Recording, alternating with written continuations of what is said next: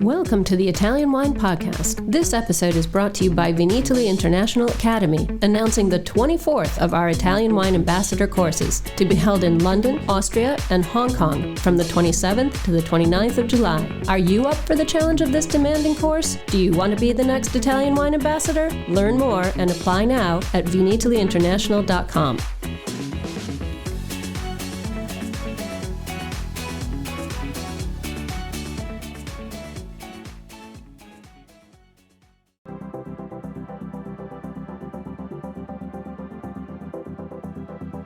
Thanks for tuning in to Get U.S. Market Ready with Italian Wine People on the Italian Wine Podcast. I'm Steve Raye, your host, and this podcast features interviews with the people actually making a difference in the Italian wine market in America, their experiences, challenges, and personal stories. And I'll be adding a practical focus to the conversation based on my 30 years in the business. So if you're interested in not just learning how, but also how else, then this pod is for you. Hello, and welcome to this week's edition of Get U.S. Market Ready with Italian Wine People on the Italian Wine Podcast. I'm your host, Steve Raye, and I'm pleased this week to have Antonio Rallo of DOC Sicilia as a guest. Antonio, welcome to the show. Well, thank you, Steve. Thank you, everybody from Sicily. Sunny Sicily. You have two roles, both of them significant, one at Donna Fugata and another one at DOC Sicilia. Can you give us a little bit about your background and what your responsibilities are at each? We're going to focus on Sicilia today, but at some point in time, we'll come back and talk about Donna Fugata. Well, I'm a winemaker. I've been in the wine business since I was a little child. I was going with my grandpa in the winery and the vineyards. And then today, I'm very happy to be the president of the Consortium of Sicilia DOC, and as a matter of fact, I'm until today the only one, because the consortium was founded in 2012, and as a matter of fact, the Controlled Denomination of Origin comes to life in November 2011. So first vintage 2012. So we are celebrating the first 10 vintages, of Sicilia DOC, and we've been very happy to put together the consortium because we got so many growers, wineries in Sicily. Just think we got more than 40,000 growers in the island. Of course, it's a pretty big region. And you've got to keep 40,000 people all thinking the same way and doing the same thing? More or less. Actually, we got something like 8,000. That is not too bad. And we are working on today on 66,000 acres, producing more or less 8 million cases, 95 million of bottles. Okay. So one of the things that most interested me in having you on as a guest is the noise in the U.S. around Sicily, as we call it. It's kind of taken the wine industry by storm. It's on the tip of everybody's tongues. The varietals that you're producing are no longer just obscure indigenous varietals. They're primary ones.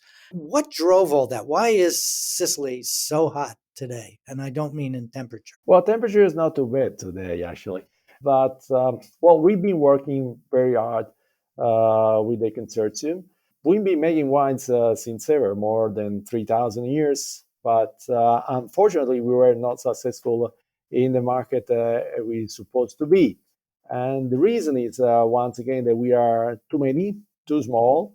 And it was so difficult to promote our wines. But today, thanks to the fact that we've been discovering finally, as well as produce good wines, as well as marketing and promotion, and putting together all our efforts, we've been promoting the wine as well in the States. And we got a couple of varieties that are really interesting, and that we are focusing today, and are becoming pretty known in the States right now. Okay, so let's get down into the specifics. Sicily is hot in the United States, and it seems to be driven by a couple of major varieties, Nero d'Avola being the primary one. And then you're also focusing on Grillo. What do you think is driving that? Has it been publicity?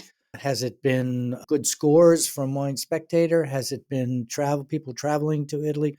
Why did all of a sudden Sicily come on the screen, whereas islands like Sardinia are not there yet? Well, as a matter of fact, first of all, no, Sicily is a pretty big region in terms of winemaking. Between number one, number two in terms of vineyards in Italy, and actually we been working really hard on two varieties that are becoming pretty popular in the States right now. First of all, I want to talk about Grillo. Now, that is a pretty recent variety. It's not really old as the Sicilian vines, but it's something that was discovered by Barone Mendola just in the end of the 19th century. He was looking for a variety that was aromatic, but good as well for the production of Marsala. But likely we had the chance to have a variety that was very good to produce smooth wines, but very fresh. So I used to say people in the States that doesn't know Grillo, that Grillo is like a Pinot Grigio, but with a nice acidity, freshness that sometimes can as well remember as Sauvignon Blanc. So smoothness and freshness together. That's why I think it's so popular right now, together with the king of Sicilian red grapes variety, that is Nero d'Avola. Something that someone want to compare to Malbec, but probably that is a little bit more fresh than a Malbec, even in the very dry vintages. Of course, full of red fruit like plum and cherry, but always very soft tannins. And it's becoming so popular all around the world, I think, because as well the quality of Nero d'Avola is increasing so much in the last 20 years. And then geographically, when I look at Sicily, and I haven't had the pleasure of being there, but I hope to, is kind of dominated. The east is dominated by Mount Etna, and the rest, the west is kind of more plains. Is that correct? That the wines then also fall into that kind of breakout? Well, more or less, actually, our vineyards as big as the one that you got in Germany or in South Africa, and 3 times bigger than New Zealand, are mostly on hills. 65% on hills, a little bit more than 5% on mountains. So Sicily is not really flat, but no, we love to call it our continent. Because we got so many different terroirs, so many different combination of climate and soil together. So one of the commonalities, you used the word in an earlier conversation, rustic, to describe Sicilian wines. That has certain meaning to me, and I imagine to other people as well. But what do you mean when you say rustic? Oh, well, I was thinking about mostly about the vines and not the wines. And sorry, maybe I I used the wrong word. Actually, now when we think about the history of Sicilian viticulture, of course, now we had so much time, so long time to develop our native grape varieties that today they are very resistant to the drought, very resistant to powdery mildew and downy mildew. So that why we call it very rustic now. And that help us a lot, of course, together today in climate changing, even if Mediterranean Sea until today has been quite consistent. Okay. There's a third variety that warrants conversation, if only because it's fun to say. Zabibo. It happens to be a personal favorite of mine and also a friend of mine, Alder Yarrow, who writes the vinography blog. And he seems to have a lot of joy in saying Zabibo. Tell us about Zabibo and what significance it has and history. Well, the Zabibo comes from the Arab word Zabib, that is dry grape. And actually, the Zabibo was brought by the Arab all through Mediterranean and, of course, in Sicily. It's fantastic as a fresh fruit. Well, in my opinion, is the best you can eat. And it's fantastic as well because it got big berries. So it was number one for the production of dry grapes. Then, of course, we start making wine with that. With the Zabibo is as well called Moscato d'Alessandria. So it's part of the family of Moscates. So it's pretty aromatic with the aroma, typical aroma of a Moscato grape, and was used in the past 100% for the production of Passido wine with dry grapes or sweet Moscato. Then in the last 20 years, more and more as well for the production of dry wines, white wines, very aromatic and fresh. They are being more and more popular all around the world. And when you guys market Zabibo in products being sold in the United States, do you use the Zabibo name or do you talk about Moscato? We are talking about Zabibo. Because we like so much the Moscato d'Alessandria, that is of course pretty different to Moscato Bianco, white Moscato, or gold Muscateller, and so on. Even if, of course, it's part of the family Moscato. Yeah, I mean, it's a similar thing.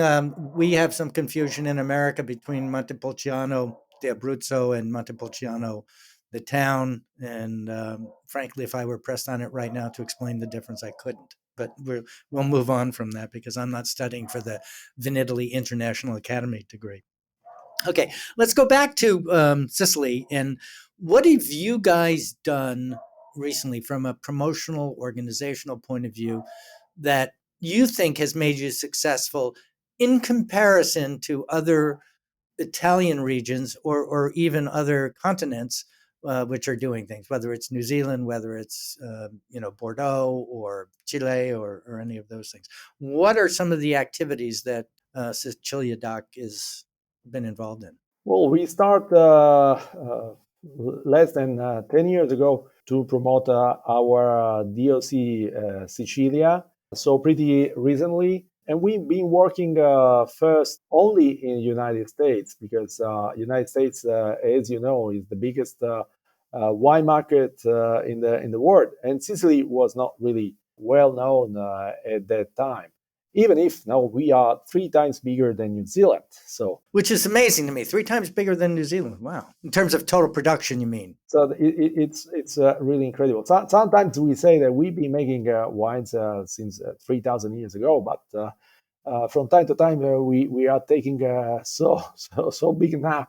No, sleeping like Mexican in the suns. Maybe because sometimes it can be warm in Sicily, but nevertheless, now we've been starting investing quite a lot in the States, and especially concentrating on social media, digital.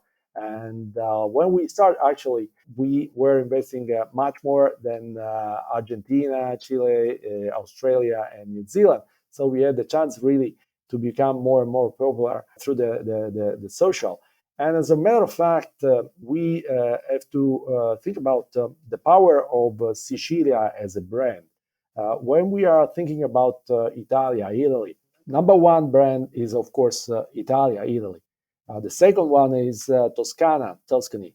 And then you got Sicily, and then nothing else. In terms of awareness, we've been as well checking the brand Sicilia in the States in the past and last year. And among the wine region, Sicilia today is for US consumer is number 7. So it's really popular. That's probably more because of the name of the island than the, the, the wines, but it's becoming more and more popular in these days for sure. And I think there's also a correlation between, Italian food. The U.S. is very, obviously Italian food is one of the most popular cuisines that we have in the U.S. And most of the Italian food that we have here tends to be of Sicilian origin, tomato based, and all that kind of stuff. Thank you for listening to Italian Wine Podcast. We know there are many of you listening out there, so we just want to interrupt for a small ask. Italian Wine Podcast is in the running for an award, the Best Podcast Listening Platform, through the Podcast Awards, the People's Choice. Listener nominations is from July 1st to the 31st, and we would really appreciate your vote. We are hoping our listeners will come through for us, so if you have a second and could do this small thing for us, just head to ItalianWinePodcast.com from July 1st to the 31st and click the link. We thank you, and back to the show. Stephen, I can say, if you want, I can say, all around the world, we are the 16 millions of Sicilian. Only 5 are in the island today, and the rest all around the world. And number one Sicilian population outside of Sicily is the States. And I think that's also made a big impact on the kind of food that we eat, which when we think of Italian food, it's mostly from those who emigrated in the late 1800s, early 1900s, influenced how we eat. But back to the point of social and digital, you kind of generalized and said we've been doing a lot. Well, tell us exactly what you've been doing, or give us a couple of examples of social media programs that you've put in place and what kind of impact they've had. How do you measure it? So first of all, we decided to work with an American company because we thought that if we want to talk with the American consumer, we had to talk the same language, to be more closer to the consumer. And then, of course, first of all, when we start, there was no Instagram, so we started on Facebook. Then we built up our website, Wine of Sicily, and then, of course, we start working as well on Twitter, but. Whatever we've been doing in the States, and that's it's really important for the board of DOC Sicilia, is been doing through a partner in the States. That's I think that was really the reason why we've been so successful. So the good partner and as well a US partner. Well, who's the partner? Our partner for social and digital today is Current, is part of the IPG group. And then we are working together as well with Colangelo that got fantastic knowledge about wines, and I think is really number one about Italian wines. Okay, so you've got a whole lot of producers, as you said, on the island. How do you keep them all organized, and what are the individual wineries doing to support the Consorzio and its programs? And do you find that to be a challenge? So many different points of view. Well, as a matter of fact, Consortium in Italy got some rules that were established. New rules were established around 2010. And actually give us the chance to work much easier than in the past.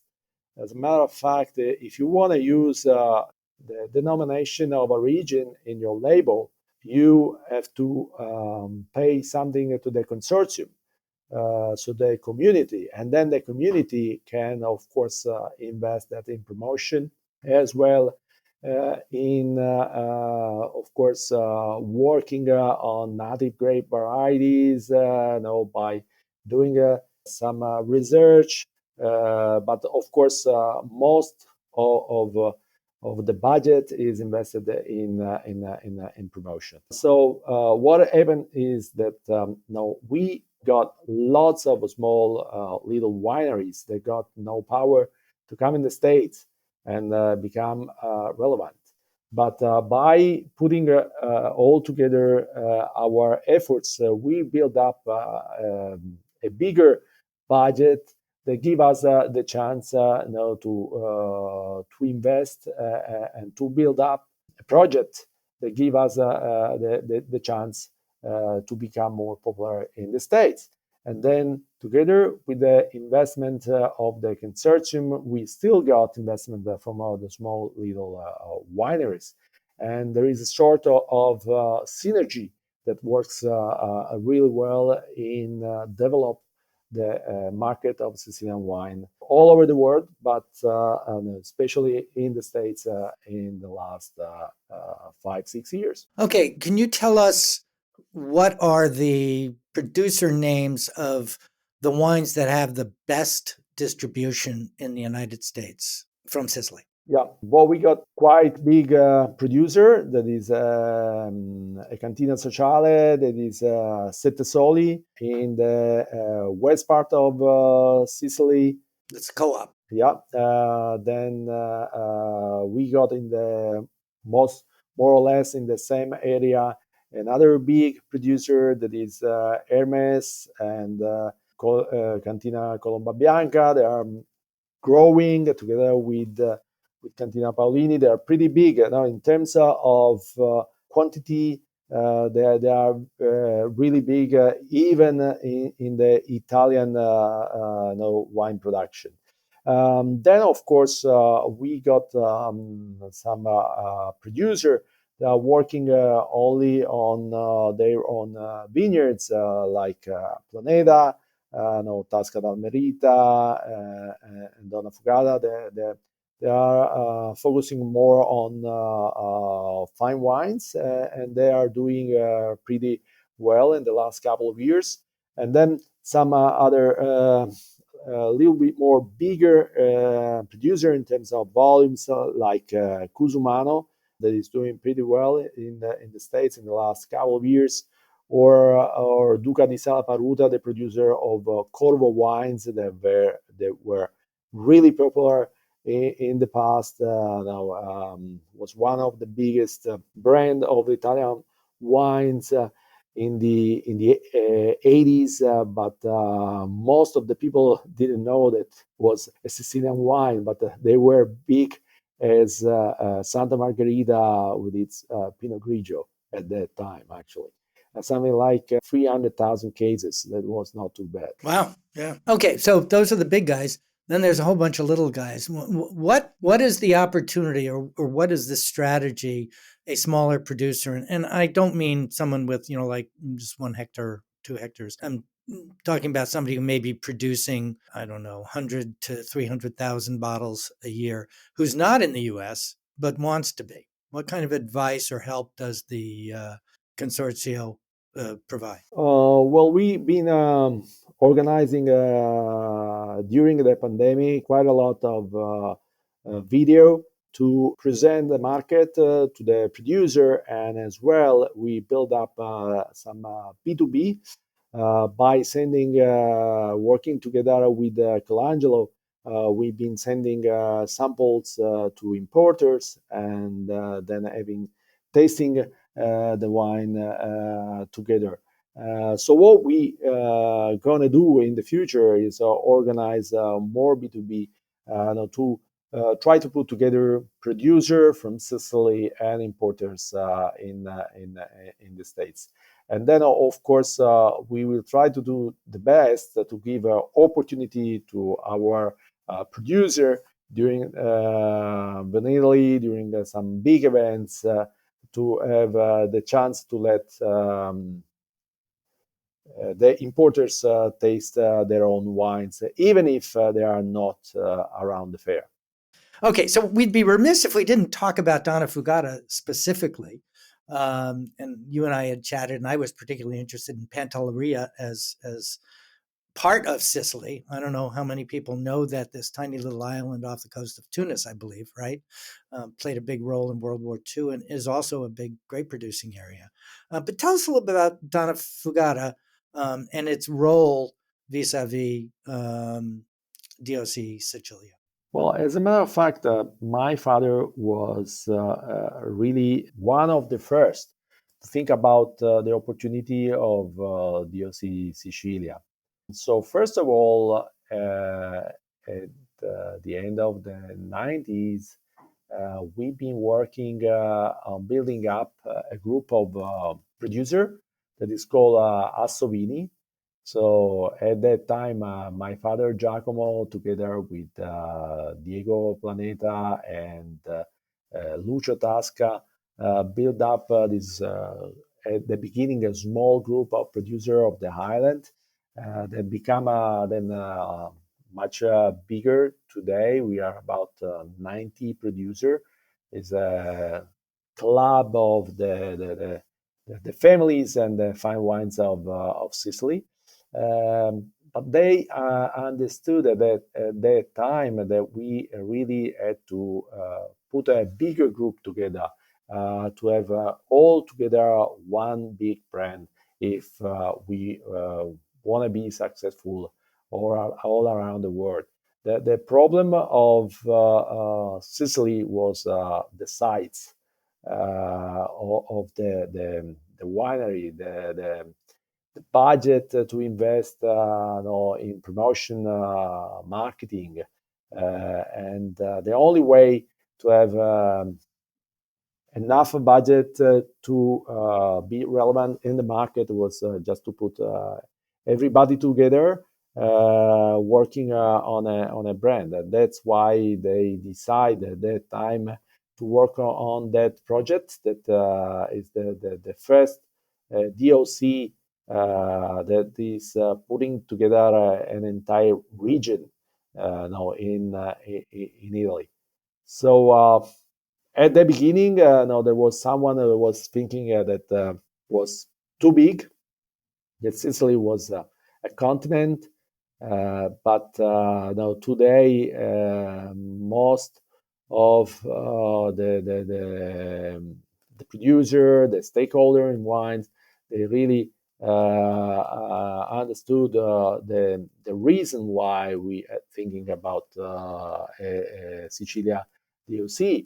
And as well, we have to think that we are giving the chance to use the brand Sicilia to the smaller DOC. They are more unique. They are more concentrated in a small territory. Just think about Vittoria, Cerasuolo di Vittoria, Etna. Etna itself now can use Sicilia.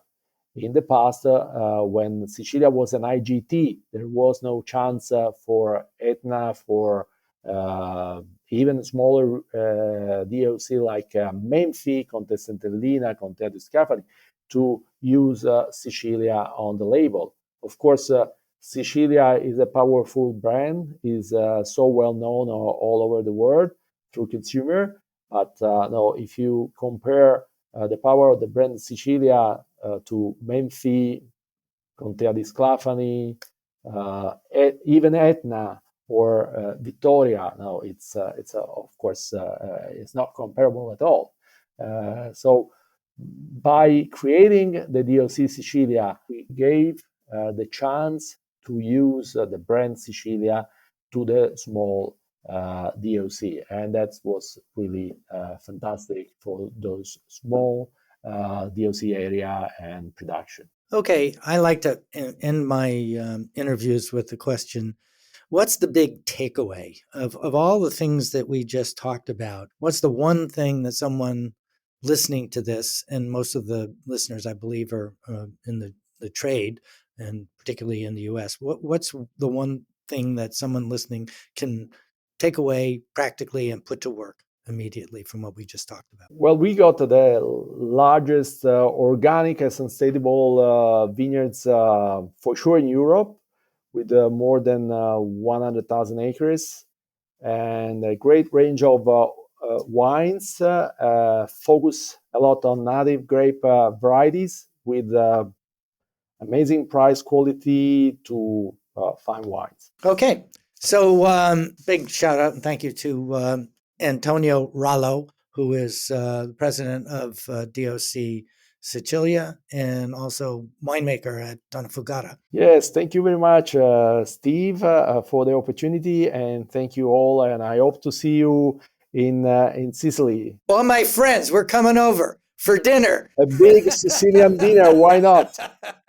Sounds like fun to me. I'll look forward to it. Thank you very much. I appreciate your time. Thanks for listening to this episode of Italian Wine Podcast, brought to you by Vinitaly Academy, home of the gold standard of Italian wine education. Do you want to be the next ambassador? Apply online at vinitalyinternational.com for courses in London, Austria, and Hong Kong, the 27th to the 29th of July. Remember to subscribe and like Italian Wine Podcast and catch us on SoundCloud, Spotify, and wherever you get your pods. You can also find our entire back catalog of episodes at ItalianWinePodcast.com.